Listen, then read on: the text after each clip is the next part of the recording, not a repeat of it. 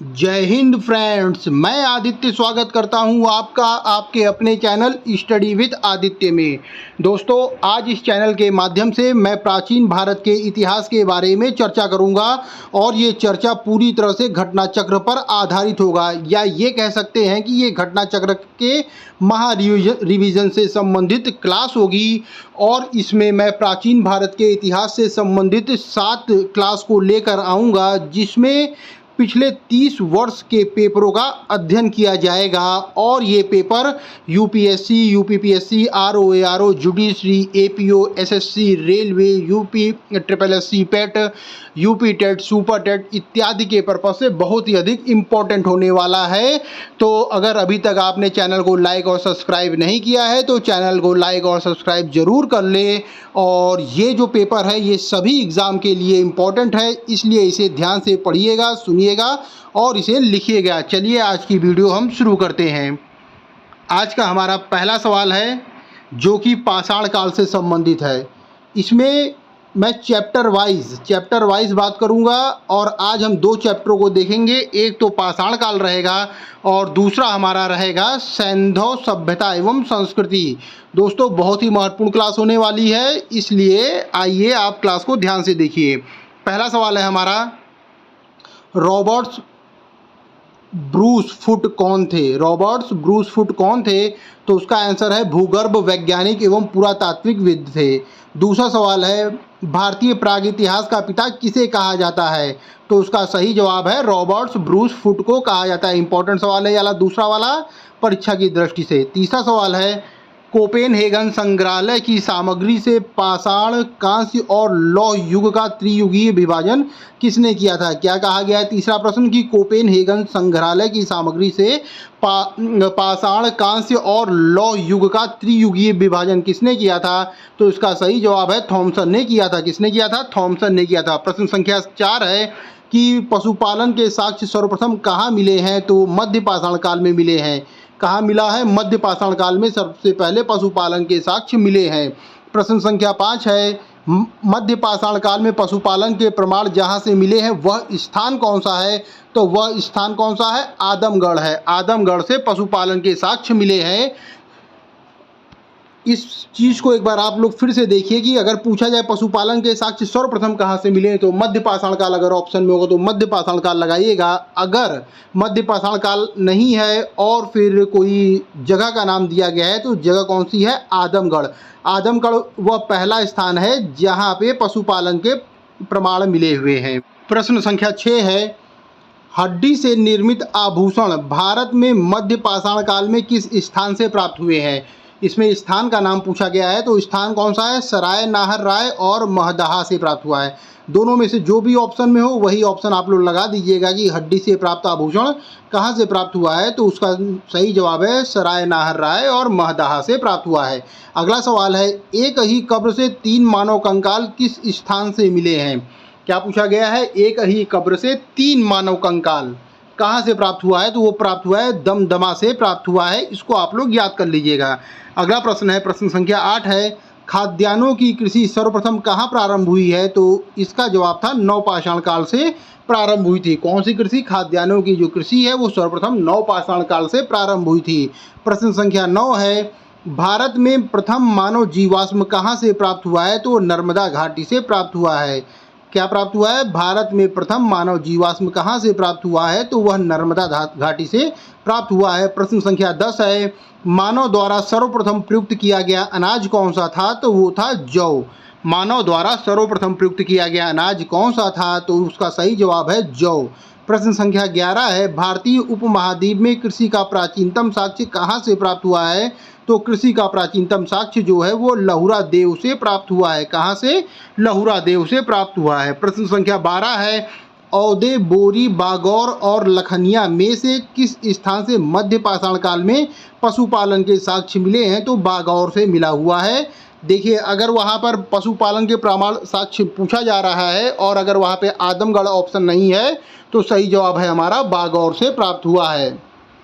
प्रश्न संख्या 13 है, पुरा पाषाण काल, नव पाषाण काल, ताम्र पाषाण काल तथा लौह युग में से किसको चालकोलिथिक युग कहा जाता है। चालकोलिथिक युग किसे कहा जाता है? तो सही जवाब है ताम्रपाषाण काल को जो है, ताम्रपाषाण युग जो है उसको कहा जाता है चालकोलिथिक युग कहा जाता है। प्रश्न संख्या 14 है, मेहरगढ़, कोटडीजी तथा कालीबंगा में से वह पूरा स्थल कौन सा है जहां पाषाण संस्कृति से लेकर हड़प्पा सभ्यता तक के सांस्कृतिक अवशेष प्राप्त हुए हैं? तो सांस्कृतिक अवशेष कहां से प्राप्त हुआ है? तो उसका सही जवाब है मेहरगढ़। प्रश्न में क्या पूछा गया है एक बार फिर से देखते हैं। मेहरगढ़, कोटडीजी और कालीबंगा में से वह पूरा स्थल कौन सा है जहां से पाषाण संस्कृति से लेकर हड़प्पा सभ्यता तक के सांस्कृतिक अवशेष प्राप्त हुए हैं? तो उसका सही जवाब है मेहरगढ़। Mehrgarh right answer. आइए अगला सवाल देखते हैं। नवदा टोली का उत्खनन किसने करवाया था? किसने करवाया था? एच.डी. संकालिया ने कराया था। इंपॉर्टेंट सवाल है। क्या पूछा गया है? नवदा टोली का उत्खनन किसने कराया था? तो उसका सही जवाब है एच.डी. संकालिया ने कराया था। अगर पूछा जाए कि नवदा टोली कहाँ स्थित है, तो उसका सही जवाब है मध्य प्रदेश राज्य में नवदा टोली स्थित है। दोस्तों ये जो प्रश्न मैं बता रहा हूँ ये किसी न किसी परीक्षा में आ गया है और घटना चक्र पूर्वालोकन से संबंधित है, इसलिए इन्हें आप ध्यान से पढ़िएगा, सुनिएगा या लिखिएगा, क्योंकि एग्जाम के पर्पज से चाहे वो कोई भी एग्जाम हो उसके लिए बहुत ही अधिक इम्पोर्टेंट है। प्रश्न संख्या 16 है, वृहद पाषाण स्मारकों की पहचान किस रूप में की गई है? किस रूप में की गई है? तो इसका सही जवाब है मृतक को दफनाने के स्थान के रूप में की गई है। क्या प्रश्न में पूछा गया है? वृहद पाषाण स्मारकों की पहचान किस रूप में की गई है? तो मृतक को दफनाने के स्थान के रूप में की गई है। प्रश्न संख्या 17 है, भीमबेटका क्यों प्रसिद्ध है? तो ये गुफाओं के शैल चित्र के लिए प्रसिद्ध है। क्यों प्रसिद्ध है भीमबेटका? गुफाओं के शैल चित्र के लिए प्रसिद्ध है। अगला पूछा जा रहा है प्रश्न इसमें कि भारत में सर्वाधिक शैलकृत चित्र कहाँ प्राप्त हुआ है? तो वो प्राप्त हुआ है भीमबेटका में प्राप्त हुआ है। यही प्रश्न है ऊपर कि भीमबेटका क्यों प्रसिद्ध है? तो गुफाओं में शैल चित्र के लिए प्रसिद्ध है। और अगर पूछा जाए कि सर्वाधिक शैल चित्र कहाँ से प्राप्त हुआ है, तो वो प्राप्त हुआ है हमारा भीमबेटका से प्राप्त हुआ है। अगला प्रश्न है प्रश्न संख्या 19 है, अजंता, भीमबेटका, बाघ तथा अमरावती में से वह स्थल कौन सा है जो प्राग ऐतिहासिक काल में चित्रकला के लिए प्रसिद्ध है? अगर चित्रकला के लिए पूछा जाए तो कौन सा है? तो वो भीमबेटका ही है। सर्वाधिक चित्र कहाँ प्राप्त हुआ है? तो वो भीमबेटका से ही प्राप्त हुआ है। दोस्तों ये प्रश्न याद रखिएगा, बहुत ही अधिक इंपॉर्टेंट है। अगला प्रश्न देखते हैं। इसमें प्रश्न संख्या 20 है, भीमबेटका की गुफाएं कहाँ स्थित हैं? तो अब्दुल्लागंज, रायसेन, मध्य प्रदेश में स्थित है। कहाँ? अब्दुल्लागंज, रायसेन, मध्य प्रदेश में स्थित है। प्रश्न संख्या 21 है, भारतीय पुरातत्ववेत्ता जिसने पहली बार भीमबेटका गुफा को देखा और उसके शैल चित्रों के प्राग ऐतिहासिक महत्व को समझा, इनका नाम क्या था? तो इनका नाम है V.S. वांकर है। क्या नाम है? वांकर है। V.S. वांकर है, जिन्होंने भीमबेटका गुफा को पहली बार देखा था और शैल चित्रों के प्राग ऐतिहासिक महत्व को समझा। उनका नाम क्या है? V.S. वांकर है। अगला प्रश्न है प्रश्न संख्या 22 है, ब्रह्मगिरी, बुर्जहोम, चिरांद और मास्की में से वह स्थल कौन सा है जहां से मानव कंकाल के साथ कुत्ते का कंकाल भी मिला हुआ है? यानी कि मानव और कुत्ता एक साथ मतलब उसमें है। तो इसका सही जवाब है बुर्जहोम से वो प्राप्त हुआ है। कहाँ से प्राप्त हुआ है? बुर्जहोम से प्राप्त हुआ है। प्रश्न संख्या 23 है, बुर्जहोम, कोलडिहवा, ब्रह्मगिरी एवं संगमकल्लू में से गर्त आवास का साक्ष्य कहाँ से प्राप्त हुआ है? तो गर्त आवास का साक्ष्य भी बुर्जहोम से प्राप्त हुआ है। इंपॉर्टेंट सवाल है। देखिए दोस्तों ये आप प्रश्न याद रखिएगा कि अगर पूछा जाए कि गर्त आवास का साक्ष्य कहाँ से मिला है, तो वो भी बुर्जहोम से मिला है। और मानव कंकाल के साथ कुत्ते का अगर पूछा जाए कि कुत्ते का भी समाधान कहाँ से प्राप्त हुआ है, तो वो भी हमारा प्राप्त हुआ है बुर्जहोम से प्राप्त हुआ है। प्रश्न संख्या 24 है, चंद्रकेतुगढ़ क्यों प्रसिद्ध है? इंपॉर्टेंट सवाल है। पूछा गया है चंद्रकेतुगढ़ क्यों प्रसिद्ध है? तो वो प्रसिद्ध है टेराकोटा कला के लिए प्रसिद्ध है। क्यों प्रसिद्ध है? टेराकोटा कला के लिए प्रसिद्ध है। अगला प्रश्न है हमारा, गणेश्वर क्यों प्रसिद्ध है? तो गणेश्वर प्रसिद्ध है ताम्र कलाकृतियों के लिए प्रसिद्ध है। ताम्र कलाकृतियों के लिए गणेश्वर प्रसिद्ध है। और टेराकोटा कला के लिए कौन है? चंद्रकेतुगढ़ प्रसिद्ध है। प्रश्न संख्या 26 है, विंध्य क्षेत्र का वह शिलाश्रय कौन सा है जहां से सर्वाधिक मानव कंकाल मिले हुए हैं? इंपॉर्टेंट सवाल है कि सर्वाधिक मानव कंकाल कहां से मिल रहे हैं? तो वो है लेखिया से प्राप्त हुआ है। कहां से प्राप्त हुआ है? लेखिया से प्राप्त हुआ है। अगला प्रश्न देखते हैं, भारतीय पुरातत्व का जनक किसे कहा जाता है? तो भारतीय पुरातत्व का जनक अलेक्जेंडर कनिंघम को कहा जाता है। किसको कहा जाता है? अलेक्जेंडर कनिंघम को कहा जाता है। प्रश्न संख्या 28 है, भारतीय पुरातत्व सर्वेक्षण के प्रथम महानिदेशक कौन थे? तो प्रथम महानिदेशक जॉन मार्शल है। इंपॉर्टेंट सवाल है, क्या पूछा गया है? भारतीय पुरातत्व सर्वेक्षण के प्रथम महानिदेशक कौन थे? तो जॉन मार्शल इसका सही जवाब है। अगला सवाल है, राष्ट्रीय मानव संग्रहालय कहाँ स्थित है? तो उसका सही जवाब है भोपाल में स्थित है। कहाँ स्थित है? भोपाल में स्थित है। इंपॉर्टेंट सवाल है। दोस्तों, हमारा पहला चैप्टर पाषाण काल यहीं पे समाप्त होता है। मात्र 29 सवाल हैं। अगर आप इन्हें डेली 1 या 2 बार सुन लेंगे तो आपको ये याद हो जाएंगे सभी सवाल, और ये सभी परीक्षाओं के लिए उपयोगी है, चाहे आप भविष्य की कोई भी परीक्षा दें। आइए अगला चैप्टर देखते हैं। चैप्टर नंबर 2 है सैंधव सभ्यता एवं संस्कृति। इंपॉर्टेंट चैप्टर है, सवाल एग्जाम में जरूर रहता है, इससे कम से कम 1 या 2 सवाल रहेगा, इसलिए आप इस चैप्टर को भी ध्यान से देखिए। प्रश्न संख्या 30 है, मानव समाज विलक्षण है क्योंकि वह मुख्यतः आश्रित होता है। मानव समाज को क्या कहा गया है? विलक्षण है क्योंकि वह आश्रित होता है। किस पर आश्रित होता है? अर्थव्यवस्था पर आश्रित होता है। हड़प्पा किससे संबंधित है? हड़प्पा सभ्यता इसमें पूछ रहा है किससे संबंधित है? तो वो सिंधु घाटी सभ्यता से संबंधित है। इंपॉर्टेंट सवाल है, इसको ध्यान रखिएगा। अगर पूछा जाए कि हड़प्पा किससे संबंधित है तो उसका सही जवाब है सिंधु घाटी सभ्यता से संबंधित है। और आगे पूछ लिया इसमें सिंधु घाटी सभ्यता किससे संबंधित है? तो सिंधु घाटी सभ्यता संबंधित है आद्य ऐतिहासिक युग से संबंधित है। फिर से एक बार ध्यान से देखिए आप लोग, हड़प्पा सभ्यता किससे संबंधित है? सिंधु घाटी सभ्यता से। और सिंधु घाटी सभ्यता किससे संबंधित है? तो वो आद्य ऐतिहासिक युग से संबंधित है। अगला प्रश्न देखते हैं। इसमें कहा गया है सिंधु घाटी सभ्यता गैर आर्य थी। क्यों गैर आर्य थी? क्योंकि इसमें कहा गया है कि वह नगरीय सभ्यता थी, इसलिए उसे गैर आर्य सभ्यता माना जाता है। प्रश्न संख्या 34 है, सिंधु घाटी सभ्यता को आर्यों से पूर्व रखे जाने का महत्वपूर्ण कारक क्या था? तो मृद भांड जो है वह इसका महत्वपूर्ण कारक है। महत्वपूर्ण है प्रश्न भी, इसको ध्यान रखिएगा। एक बार फिर से सुन लीजिए कि सिंधु घाटी सभ्यता को ये माना जाता है कि वो आर्यों से पूर्व की सभ्यता थी, और उसका प्रमुख कारण क्या था? तो उसका प्रमुख कारण मृद भांड था। आइए प्रश्न संख्या 35 देखते हैं। भारत में चांदी की उपलब्धता के प्राचीनतम साक्ष्य कहाँ से मिले हैं? तो वो हड़प्पा संस्कृति से मिले हैं। कहाँ से मिले हैं भारत कहाँ से मिले हैं भारत में चांदी की उपलब्धता के प्राचीनतम साक्ष्य? तो वो हड़प्पा संस्कृति से मिले हुए हैं। हड़प्पा संस्कृति किससे संबंधित है? हड़प्पा सभ्यता जो है वो सिंधु घाटी सभ्यता से संबंधित है। और अगर पूछा जाए सिंधु घाटी सभ्यता किससे संबंधित है तो वो आद्य ऐतिहासिक युग से संबंधित है।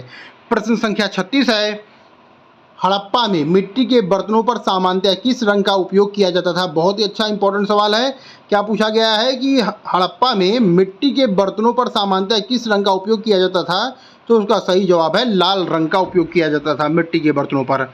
अगला प्रश्न है, मूर्ति पूजा का प्रारंभ कब से माना जाता है? तो पूर्व आर्य सभ्यता से माना जाता है।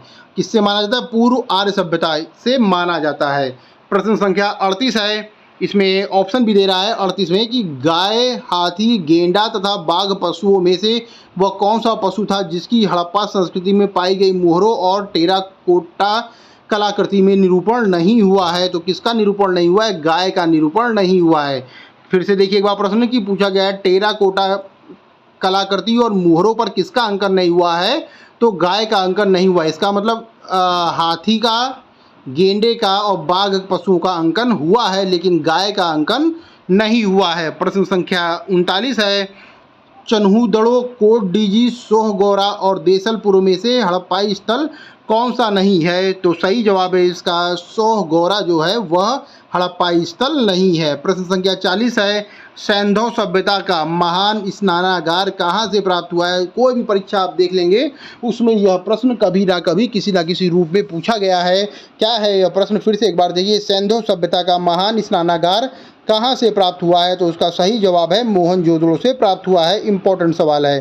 प्रश्न संख्या 41 है, चन्हूदड़ो का उत्खनन किसने करवाया था या किसके निर्देशन में हुआ था? तो उसका सही जवाब है J.H. मैके के हुआ था निर्देशन में। क्या हुआ था? चन्हूदड़ो का उत्खनन हुआ था। इंपॉर्टेंट सवाल है, ये सुमेलित करने के लिए पूछ लेता है, और सुमेलित करने में आए तो चन्हूदड़ो का याद रखिएगा क्या है? J.H. मैके है। प्रश्न संख्या 42 है, कालीबंगा, हड़प्पा, लोथल और आलमगीरपुर में से वह कौन सा स्थान है जो सिंधु घाटी सभ्यता का वो कौन सा स्थान है जो अब पाकिस्तान में स्थित है? तो सही जवाब है इसका हड़प्पा। हड़प्पा कहाँ पे स्थित है? पाकिस्तान में स्थित है। एक बार फिर से प्रश्न देखते हैं, कालीबंगा, हड़प्पा, लोथल और आलमगीरपुर में से वह कौन सा सिंधु घाटी सभ्यता का स्थान है जो पाकिस्तान में है? तो उसका सही जवाब है हड़प्पा। हड़प्पा जो है वो पाकिस्तान में है। अगला प्रश्न देखते हैं, रंगपुर, जहाँ हड़प्पा की समकालीन सभ्यता है, रंगपुर कहाँ पर स्थित है? तो उसका सही जवाब है सौराष्ट्र में, यानी कि गुजरात में रंगपुर स्थित है। अगला प्रश्न है, दधेरी कहाँ का एक परवर्ती हड़प्पाई पुरास्थल है? इंपॉर्टेंट है, परीक्षा में पूछा गया सवाल है। क्या पूछा गया है? दधेरी कहाँ का एक परवर्ती हड़प्पीय पुरास्थल है? तो वह पंजाब का पुरास्थल है। अच्छा सवाल है। प्रश्न संख्या 45 है, हड़प्पा, मोहनजोदड़ो और लोथल में से सिंधु सभ्यता का वह स्थान कौन सा है जो भारत में स्थित है? तो इसका सही जवाब है लोथल। लोथल जो है वह भारत में स्थित है। अगर भारत में पूछा जाए कहाँ पर है लोथल, तो उसका सही जवाब है गुजरात में स्थित है। प्रश्न संख्या 46 है, वह हड़प्पाई नगर जिसका प्रतिनिधित्व लोथल पुरास्थल करता है कहाँ स्थित है?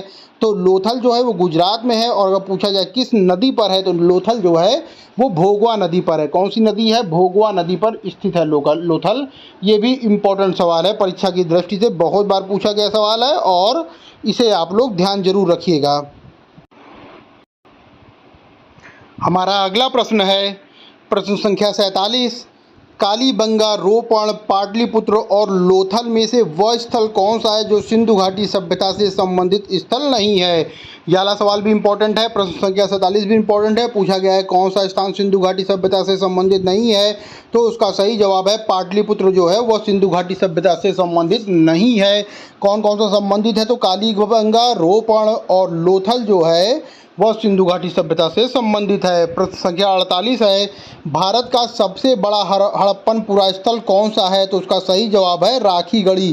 राखीगढ़ी क्या है? भारत का सबसे बड़ा हड़प्पन पुरास्थल है। प्रश्न संख्या 49 है, स्थापित सिंधु घाटी सभ्यता जिन नदियों के तट पर बसी है वह नदी कौन सी है? मोस्ट इम्पोर्टेंट सवाल है। इसमें पूछा गया है कि जो सिंधु घाटी सभ्यता है वह किन नदियों पर बसी है? तो उसका सही जवाब है सिंधु झेलम चिनाब। सिंधु झेलम चिनाब इसका सही आंसर है। इंपॉर्टेंट सवाल है। प्रश्न संख्या 50 है, संपूर्ण सिंधु घाटी सभ्यता का सबसे बड़ा पुरास्थल कौन सा है? तो उसका सही जवाब है राखीगढ़ी। राखीगढ़ी क्या है? सिंधु घाटी सभ्यता का सबसे बड़ा पुरास्थल है। अगला सवाल है प्रश्न संख्या 51 है कि सिंधु घाटी सभ्यता के लोग किस पर विश्वास करते थे? तो वो मात्र शक्ति पर विश्वास करते थे। और इसी से रिलेटेड अगला सवाल है कि सिंधु घाटी सभ्यता के लोग किसकी पूजा किया करते थे? यह भी इम्पोर्टेंट सवाल है। क्या पूछा गया है? सिंधु घाटी सभ्यता के लोग किसकी पूजा करते थे? तो उसका सही जवाब है मात्र देवी की, पशुपति की, लिंग एवं योनि की, पशुओं की, नागों की एवं वृक्षों की वो लोग पूजा करते थे। कौन सा? इसका सही जवाब है ये सभी इसकी पूजा वो लोग करते थे। आइए अगला प्रश्न है प्रश्न संख्या 53 है, मोहनजोदड़ो एवं हड़प्पा की पुरातात्विक खुदाई के प्रभारी कौन थे? तो उसका सही जवाब है सर जॉन मार्शल। इम्पोर्टेंट सवाल है। क्या पूछा गया है कि मोहनजोदड़ो एवं हड़प्पा की पुरातात्विक खुदाई के प्रभारी कौन थे? तो उसका सही जवाब है सर जॉन मार्शल सही जवाब है। प्रश्न संख्या 54 है, सिंधु घाटी सभ्यता को खोज निकालने में जिन दो भारतीयों का नाम जुड़ा है वह कौन है? इंपॉर्टेंट है, परीक्षा में जरूर से जरूर ये पूछा जाता है। क्या है? पूछा गया है कि सिंधु घाटी सभ्यता को खोज निकालने में जिन दो भारतीयों का नाम जुड़ा है वह कौन है? उसका सही जवाब है राखल दास बनर्जी। इन्होंने मोहनजोदड़ो की खोज की थी और दयाराम साहनी इन्होंने हड़प्पा की खोज की थी। एक बार फिर से इस प्रश्न को देखते हैं कि जो मोहनजोदड़ो की खोज किया था वो राखल दास बनर्जी ने किया था और हड़प्पा की खोज किसने किया था? तो दयाराम साहनी ने किया था। इम्पोर्टेंट सवाल है परीक्षा की दृष्टि से। आइए प्रश्न संख्या 55 देखते हैं, हड़प्पा का उत्खनन करने वाला प्रथम पुरातत्वविद कौन था जो इसके महत्व को नहीं समझ पाया था? मतलब कि पहले उसने हड़प्पा का उत्खनन करवाया था परंतु वह उसके महत्व को नहीं समझ पाया था। उसका सही जवाब है ए कनिंघम। ए कनिंघम ये इसका सही जवाब है। क्या जवाब है कि इसके महत्व को, हड़प्पा का उत्खनन इन्होंने पहले करवाया था परंतु वह उसके महत्व को नहीं समझ पाए थे। तो उसका सही जवाब है ए कनिंघम। आइए अगला प्रश्न देखते हैं। प्रश्न संख्या 56 है, हड़प्पन संस्कृति के संदर्भ में शैलकृत स्थापत्य का प्रमाण कहाँ मिला हुआ है? क्या पूछा गया है? शैलकृत स्थापत्य का प्रमाण कहाँ मिला हुआ है? तो उसका सही जवाब है धौलावीरा से मिला हुआ है। और आगे इसमें प्रश्न इसी से रिलेटेड है कि धौलावीरा जिस राज्य में स्थित है वह कौन सा राज्य स्थित है, वह कौन सा राज्य है? तो वह गुजरात राज्य स्थित है। और अगला प्रश्न है कि वह हड़प्पीय स्थल कौन सा है जो 3 भागों में विभक्त है? तो उसका भी आंसर धौलावीरा है। तो एक बार फिर से इन प्रश्नों को देखते हैं। क्या पूछा गया था कि शैलकृत स्थापत्य का प्रमाण कहाँ मिला है? तो उसका भी धौलावीरा है। और धौलावीरा जहाँ पर स्थित है वह है गुजरात राज्य। और वह हड़प्पीय नगर कौन सा है जो 3 भागों में विभक्त है? अगर ये पूछा जाए तो उसका भी जवाब धौलावीरा होगा। और अगला सवाल है कि एक उन्नत जल प्रबंधन व्यवस्था का साक्ष्य कहाँ से प्राप्त हुआ है? तो वो भी धौलावीरा से प्राप्त हुआ है। और धौलावीरा कहाँ पर है? धौलावीरा गुजरात राज्य में स्थित है। प्रश्न संख्या 60 है, कुंतासी, धौलावीरा, लोथल और कालीबंगा में से वह स्थल कौन सा है जहां पर द्विशव संस्कार यानी डबल बरियल का प्रमाण मिला हुआ है? ये भी इंपॉर्टेंट सवाल है परीक्षा की दृष्टि से। क्या पूछा गया है? डबल बरियल यानी द्विशव संस्कार का प्रमाण कहाँ मिला हुआ है? तो उसका सही जवाब है लोथल एवं कालीबंगा से मिला हुआ है द्विशव प्रमाण। प्रश्न संख्या 61 है, हड़प्पन स्थल सनौली के उत्खननों से अभी हाल ही में क्या प्राप्त हुआ है? सनौली से क्या प्राप्त हुआ है इसमें पूछा गया है। तो वहाँ से मानव के शव मिले हुए हैं, मानव शवाधान वहाँ से प्राप्त हुआ है। प्रश्न संख्या 62 है, हड़प्पा सभ्यता का स्थल मांडी कहाँ अवस्थित है? मांडी पूछा गया कहाँ है? तो मांडी कहाँ पे? उत्तर प्रदेश में स्थित है। प्रश्न संख्या 63 है, वस्त्रों के लिए कपास की खेती कहाँ सबसे पहले प्रारंभ हुई है? तो इसका सही जवाब है भारत में। क्या है प्रश्न? वस्त्रों के लिए कपास की खेती कहाँ प्रारंभ हुई है? तो उसका सही जवाब है भारत में प्रारंभ हुई है। प्रश्न संख्या 64 है, सिंधु घाटी सभ्यता से संबंधित विख्यात वृषभ मुद्रा कहाँ से प्राप्त हुई है? बहुत इंपॉर्टेंट है, बहुत बार इस सवाल में पूछा गया है एग्जाम में कि क्या पूछा गया है कि सिंधु घाटी सभ्यता से संबंधित विख्यात वृषभ मुद्रा कहाँ से प्राप्त हुई है? तो वो प्राप्त हुई है मोहनजोदड़ो से। अगर ध्यान रखा जाए कि मोहनजोदड़ो से एक चीज़ और प्राप्त हुआ है तो वो हुआ है महान यानी बड़ा या विशाल स्नानागार मोहनजोदड़ो से प्राप्त हुआ है। प्रश्न संख्या 65 है, सिंधु सभ्यता से प्राप्त मुहरों में वृक्ष की आकृति कहाँ से मिली हुई है? क्या किस वृक्ष की आकृति पूछा गया है? किस वृक्ष की आकृति मिली हुई है?